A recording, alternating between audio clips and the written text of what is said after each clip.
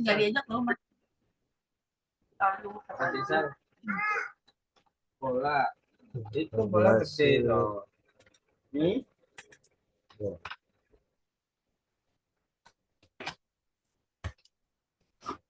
hujan ya? Iya, hujan ya. Enak banget tuh. Pantesan panas gue enak banget. Kalau gue langsung mandi udah gak peduli. Ya mandi dulu capek banget gue badan.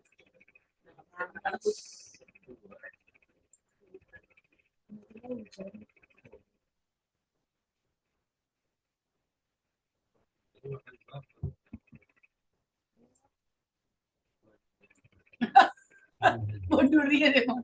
Pagi-pagi buahnya tapi buah durian. Oh. ini makanya.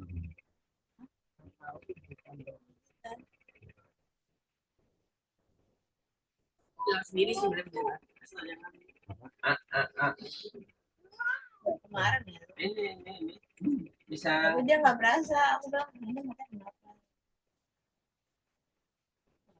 Bisa nggak yuk? Mau lihat ayo.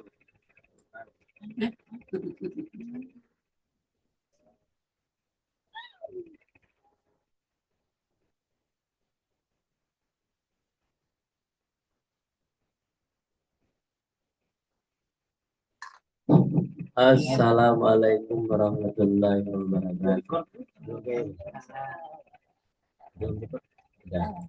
Innal hamdalillah nahmaduhu wa nasta'inuhu wa nastaghfiruh wa na'udzu billahi min shururi anfusina wa min sayyiati a'malina. May yahdihillahu fala mudilla lahu wa may yudlil fala hadiya lahu.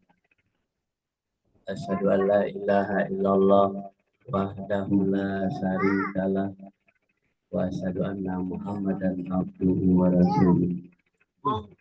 Qala Allah ta'ala fil Qur'anil Karim. A'udzu billahi minasy syaithanir rajim. Bismillahirrahmanirrahim.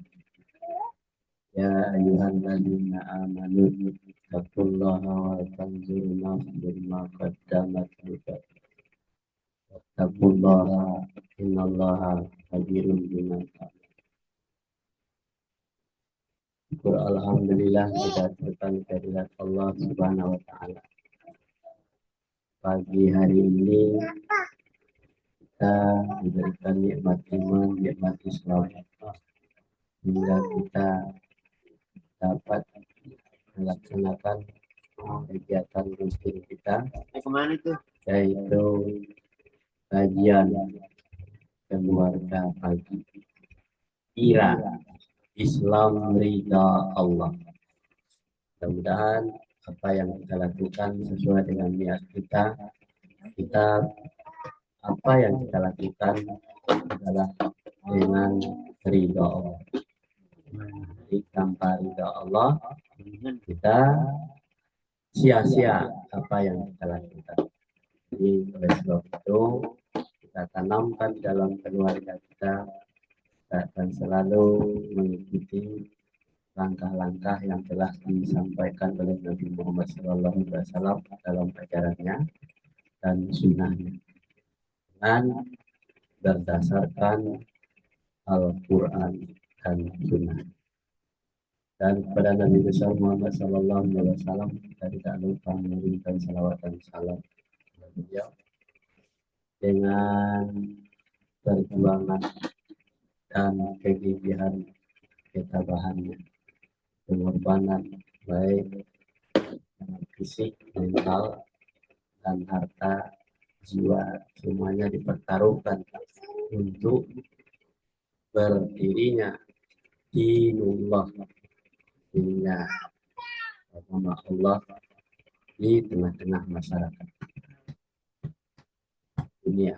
Ya, terus kita, hai orang-orang yang beriman, bertakwalah kepada Allah, dan hendaklah kalian setiap diri memperhatikan apa yang telah dilakukan untuk hari esok akhirat. Itulah kira-kira dasar kita. Untuk hari esok adalah persiapannya ketika kita masih hidup di dunia. Silakan dibaca.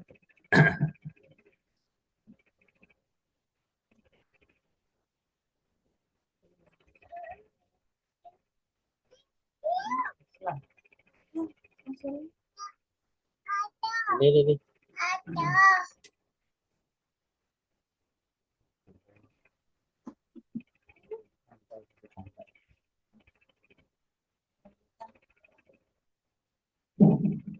Tahapan kualitas ketauhidan yang Islami. Tahap kosong syariat, tahap 1 tarekat, tahap 2 hakikat, tahap 3 ma'rifat, kemudian Islami.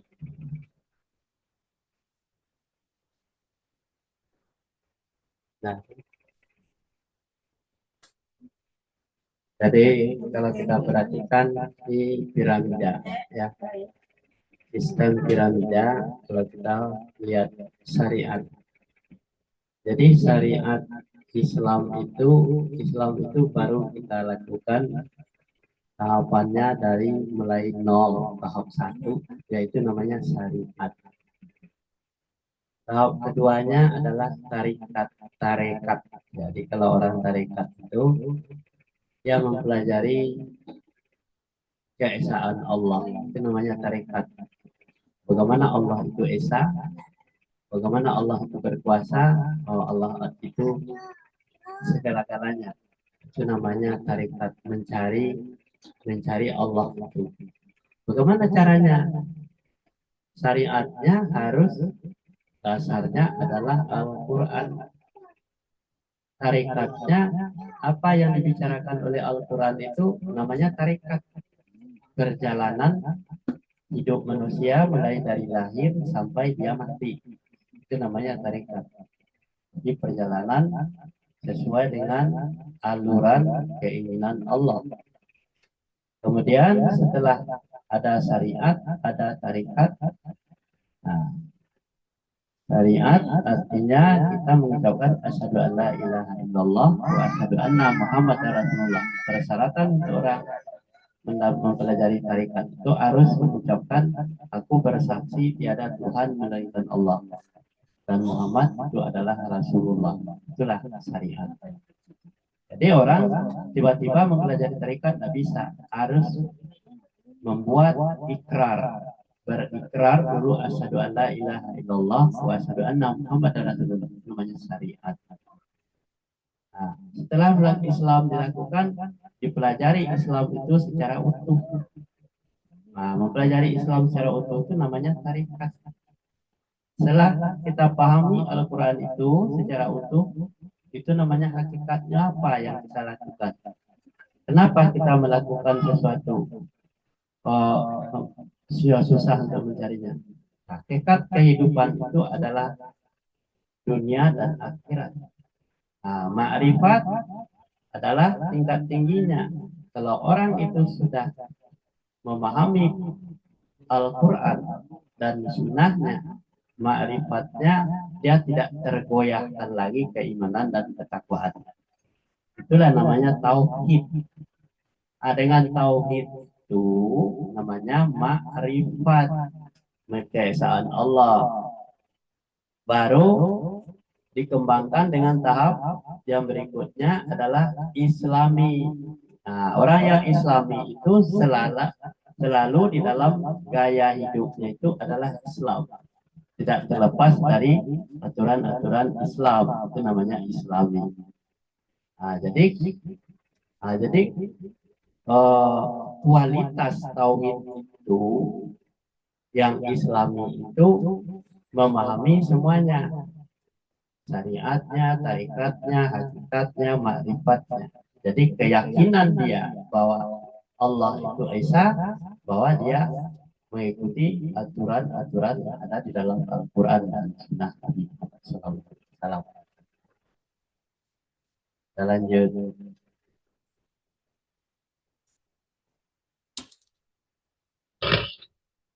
Jatuh. Siapa macam?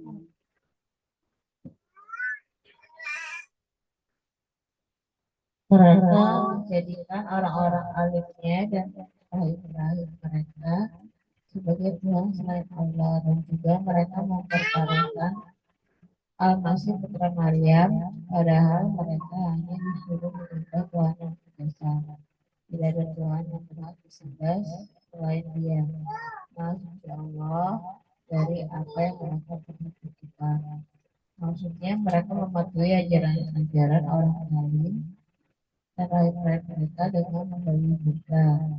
Ya, biarpun orang-orang alim dan murah itu menyuruh membuat maksiat atau mengharamkan yang halal. Ya, di surat 9 ayat 31, A'udzubillahi minasyaitonirrajim.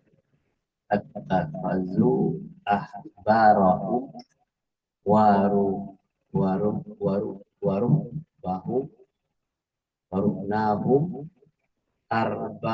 arbabam min dunillahi wal masih wal masih wal masih hab wal masih na Maryama wa ma umiruna illa liya'budu ilahan wahidatan la ilaha la ilaha illallah wa subhanahu amma yusrikun. Di surat 9 ayat 31, mereka menjadikan orang-orang alimnya dan rahib-rahib mereka sebagai Tuhan selain Allah. Nah, ini masalahnya. Yang dijadikan Tuhannya itu adalah orang alim, ulama, atau rahib-rahibnya seperti pendeta-pendetanya, ya, guru-gurunya sebagai Tuhannya. Nah, itu yang disebut dengan rahib-rahib. Orang yang dijadikan Tuhan, dia percaya hanya kepada orang. Kebanyakan di dalam kelompok-kelompok atau pesantren juga kadang-kadang tidak usah kamu belajar, percaya saja kepada kiai, kepada ustaz. Itu yang tidak boleh. Itu berarti itu kalau percaya kepada selain daripada Allah, maka itu namanya rahib, orang alim. Itu namanya dia bertuhankan. Dan juga mereka mempertuhankan Al-Masih putra Maryam seperti itu. Dianggap Isa Al-Masih itu adalah putra Maryam, itu Tuhannya. Nah, kenapa? Putra Maryam itu adalah orang manusia. Padahal mereka itu hanya disuruh menyembah Tuhan yang Esa. Tidak ada perintah itu kepada untuk menyembah putra Maryam itu, Al-Masih itu. Itulah namanya orang-orang yang sesat. Tiada Tuhan yang berhak disembah selain dari Dia. Tidak ada yang berhak disembah selain daripada Allah. Nah, kalau dia menyembah manusia, itulah namanya musyrik. Maha suci Allah dari apa yang mereka persekutukan. Allah itu maha suci dan tidak mempersekutukan dengan itu. Maksudnya mereka memenuhi ajaran-ajaran orang alim dan rahib-rahib mereka dengan membabi buta. Kenapa disebut membabi buta? Tidak punya ilmunya. Dia hanya percaya kepada rahibnya, percaya hanya kiainya, kepada ustadznya. Tidak punya ilmu sama sekali. Makanya kita tanamkan di dalam setiap diri kita tidak membabi buta seperti itu, belajar Islam. Kita harus membaca, mempelajari, memahami ajaran-ajaran Allah dalam Al-Quran itu. Biarpun orang-orang alim dan rahib-rahib itu menyuruh membuat maksiat atau mengharamkan yang halal. Nah, ini banyak terjadi di kalangan umat Islam. Apa yang dikatakan ustadznya, apa yang dikatakan kiainya, banyak di pesantren-pesantren kita temukan. Dia boleh menikahi perantuannya, anaknya, dan itu adalah ajaran-ajaran yang percaya kepada manusia dan dianggap dia alim, dianggap dia Tuhan.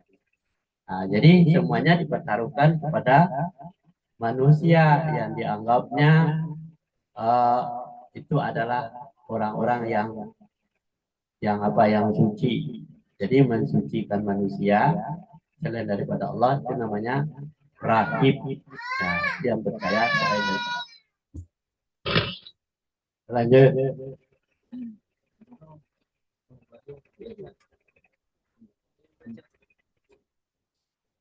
Sesungguhnya kami telah menurunkan kitab Taurat, di dalamnya ada petunjuk dan cahaya yang menerangi, yang dengan kitab itu diputuskan perkara orang-orang Yahudi oleh nabi-nabi yang menyerahkan diri kepada Allah, oleh orang-orang alim mereka dan pendeta-pendeta mereka, disebabkan mereka diperintahkan memelihara kitab-kitab Allah dan mereka menjadi saksi terhadapnya. Karena itu, janganlah kamu takut kepada manusia, tetapi takutlah kepadaku. Dan janganlah kamu menukar ayat-ayatku dengan harga yang sedikit. Barang siapa yang tidak memutuskan menurut apa yang diturunkan Allah, maka mereka itu adalah orang-orang yang kafir. Kita perhatikan di surat 5 ayat 44 kaitannya dengan rahib ya. A'udzubillahi minasyaitonirrajim. Bismillahirrahmanirrahim. Inna anzalna Taurata fiha hudan wa nurun yahkumu biha nabiyyuna alladzina aslamul lilladzina hadu warabbiyuna wal ahbaru bimastahfizu min kitabillahi wa kanu alaihim syuhada'a fala takhshawun nasa wa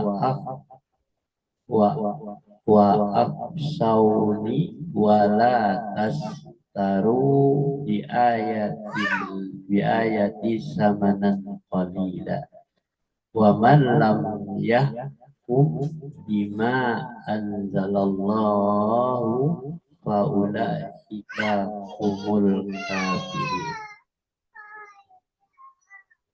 Nah, di dalam surat 5 ayat 44 ini, sesungguhnya kami, yang berkata itu Allah dan malaikat, sesungguhnya kami telah menurunkan kitab Taurat, di dalamnya ada petunjuk dan cahaya yang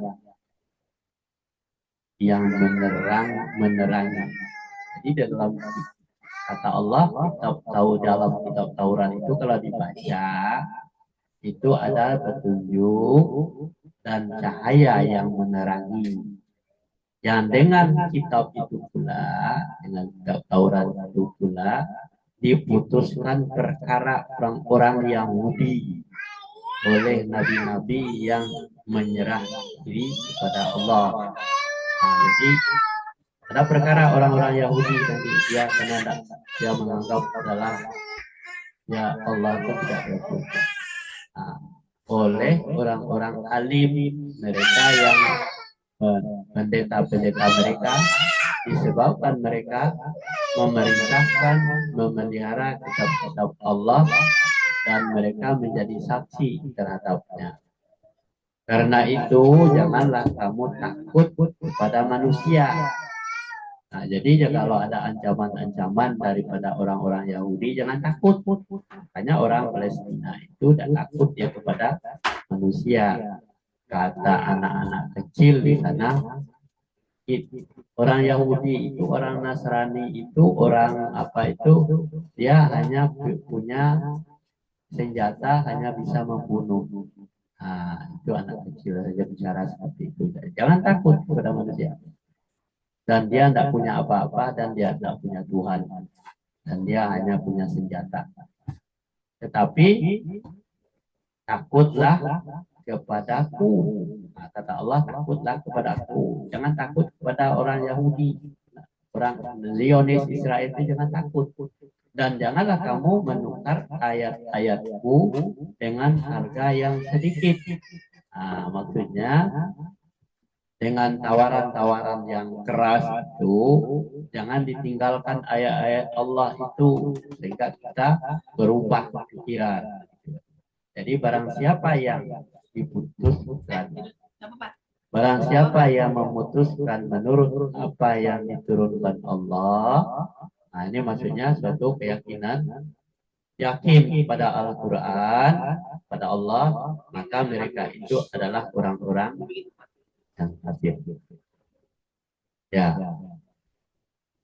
yang tidak memutuskan menurut apa yang diturunkan Allah itu orang kafir. Kalau dia memutuskan bahwa saya tidak percaya kepada Al-Quran, tidak percaya kepada Nabi, itu disebut orang kafir. Kita lanjut. Ini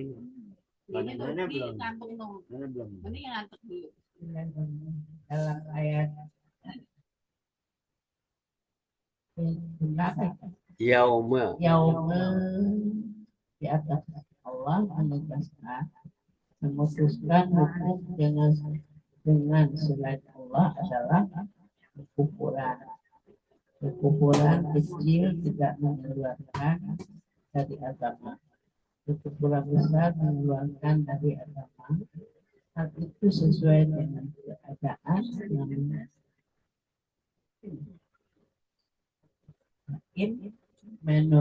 memutuskan hukum dengan apa yang diturunkan Allah tidak wajib memilih dalam hal hukum atau menjadikan hukum-hukum Allah tidak sesuai dengan zaman sekarang.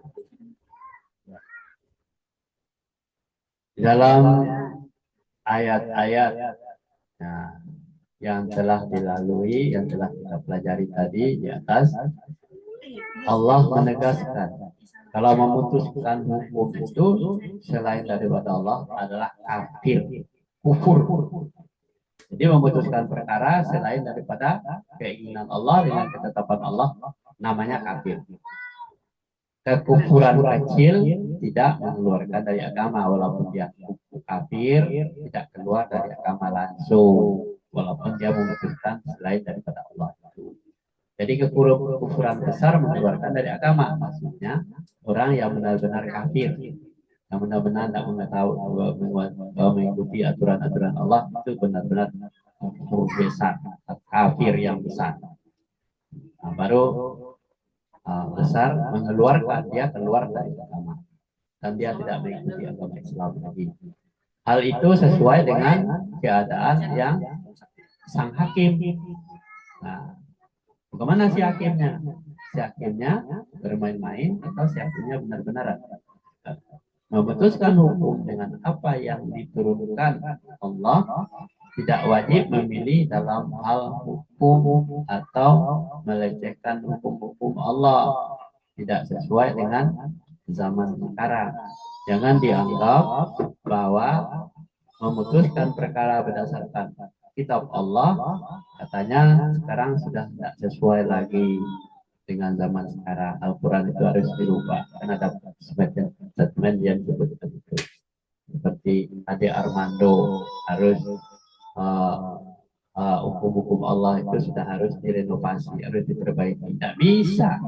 Itulah namanya orang-orang yang menganggap dirinya suci, menganggapnya pintar. Jadi Ade Armando ini adalah dia mengatakan dirinya Islam, tetapi dia menganggap meremehkan hukum-hukum Allah itu, melanggar aturan-aturan yang di dalam Al-Quran. Ini masalahnya.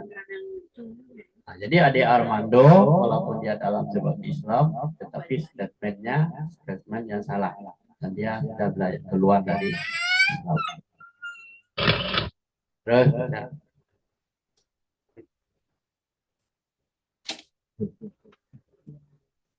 dia menginginkan dengan memutuskan berdasarkan selain apa yang diturunkan Allah agar disenangi orang-orang kafir dan orang-orang munafik, maka ini kekufuran. Dia meyakini kewajiban memutuskan dengan apa yang diturunkan Allah dan dia mengetahui dalam perkara ini, tapi ia berpaling daripadanya, sedang dia mengakui bahwa dia pantas mendapatkan hukuman maka dia adalah orang yang bermaksiat dan termasuk dalam kecil.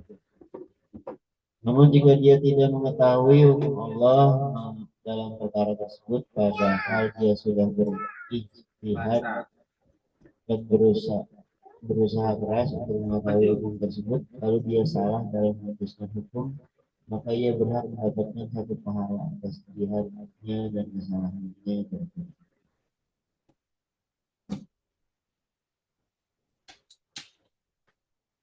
Dia ini adalah orang yang tadi, orang yang menyimpang dari aturan Allah. Dia adalah menginginkan dengan memutuskan berdasarkan selain dari apa yang diturunkan Allah. Itu adalah orang-orang yang kafir tadi, kafir kecil itu. Agar disenangi oleh orang kafir. Dia hidup bersama orang kafir, senang dengan orang kafir. Sehingga disanjung-sanjung orang kafir itu. Sehingga dia merendahkan aturan-aturan Allah. Dan orang-orang yang munafik, inilah orang munafik itu. Mereka ini adalah kekufuran besar. Kalau orang munafik itu kelihatannya dia berpakaian Islami, tetapi hatinya terbelah. Dan dia ikut si kafir juga, dan ikut Islam juga. Itu namanya orang munafik. Nah, jika ia meyakini kewajiban dan memutuskan dengan apa yang diturunkan Allah, ya, memiliki kewajiban memutuskan dengan apa yang diturunkan Allah, dia mengetahuinya dalam perkara ini, tetapi ia berpaling daripadanya. Nah, ini yang munafik tadi. Sedangkan dia mengakui bahwa dia pantas mendapatkan hukuman. Orang munafik itu pantas mendapatkan hukuman, maka dia adalah orang yang bermaksiat dan termasuk kekufuran kecil, kafir kecil. Nah, jadi orang bermaksiat itu seperti itu, tidak terlihat bahwa dia benar-benar kafir, tetapi dia kalau dia dengan orang Islam, dia Islam, dengan orang kafir dia jadi orang kafir. Inilah yang munafik.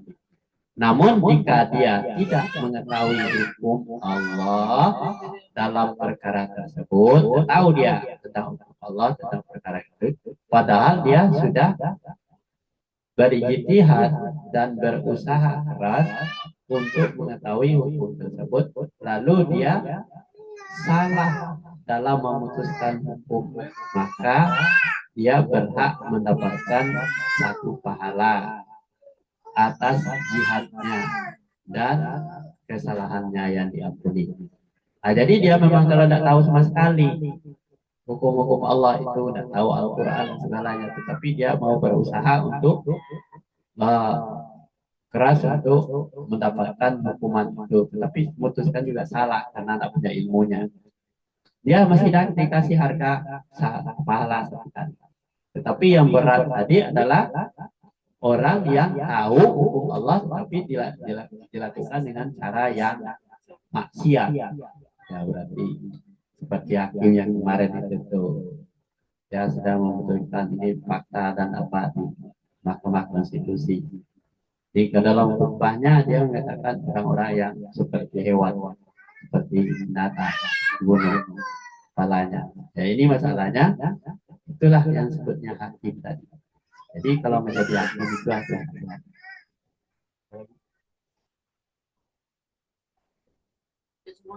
Ya, sampai di sini dulu kajian kita pagi hari ini. Mudah-mudahan Allah memberikan petunjuk dan hidayah kepada kita bersama.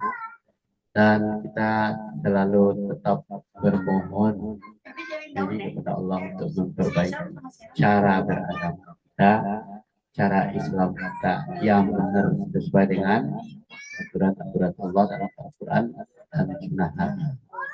Dan jangan bosan-bosan untuk selalu mempelajari ayat-ayat Allah. Ini adalah satu di antaranya perlu jalan untuk kita dekat dengan Allah dan kita pelajari Al-Quran. Wabillahi taufiq wal hidayah. Assalamualaikum warahmatullahi wabarakatuh.